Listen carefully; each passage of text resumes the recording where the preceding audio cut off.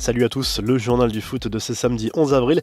Marcelo Bielsa n'a pas usurpé son surnom d'El Loco, le fou en espagnol. Ce samedi, le journal Marca profite de cette trêve sans sport pour révéler ou se remémorer ces moments incroyables de la carrière de l'actuel entraîneur de Leeds.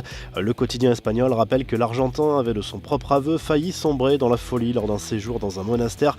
Du côté de l'Argentine, certains supporters des Newell's Old Boys se rappellent du jour où Bielsa les a attendus avec une grenade à la main alors qu'ils étaient furieux suite à une défaite en Copa Libertadores.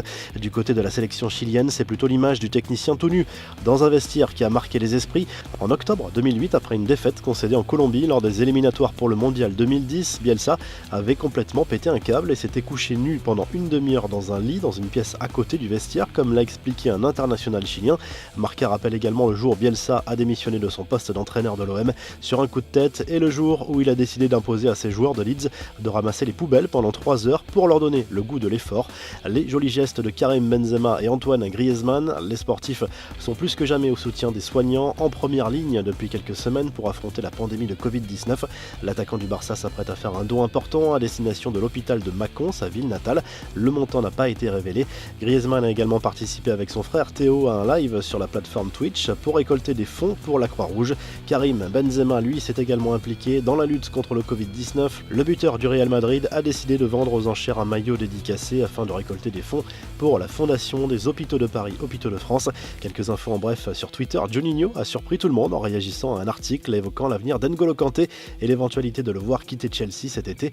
Un message mystérieux du directeur sportif de l'OL qui s'est contenté de 2 emojis, un doigt vers le haut et 2 mains qui applaudissent. Il n'en fallait pas plus pour alimenter la rumeur d'un éventuel intérêt de Lyon pour le champion du monde, même si cette piste paraît assez improbable. Du côté de l'Espagne, AS a révélé comment le Real Madrid est passé à côté du recrutement de Matthijs de Ligt l'an dernier. Les dirigeants merengues lui ont tout simplement préféré Militao parce qu'il était moins cher mais aussi plus polyvalent. Mais pour un joueur à 50 millions d'euros et si peu utilisé, le Real peut se mordre les doigts de ne pas avoir ajouté 25 millions d'euros de plus pour attirer l'international néerlandais aujourd'hui à la Juve. Edinson Cavani profite de son temps libre et s'est offert un mini-trek en solitaire. Rentré en Uruguay où le confinement n'est pas obligatoire, le buteur du PSG a posté quelques clichés de sa balade en pleine nature. Enfin, des nouvelles de Dani Alves, toujours joueur à Sao Paulo. Le Brésilien est revenu sur son implication dans une structure professionnelle de e-sport. L'ancien latéral du PSG et du Barça mise beaucoup sur cette filière et espère permettre aux gamers de franchir un véritable cap en s'inspirant des méthodes du sport pro. La revue de presse direction l'Italie où la Gazette dello Sport évoque notamment le futur mercato du Milan AC.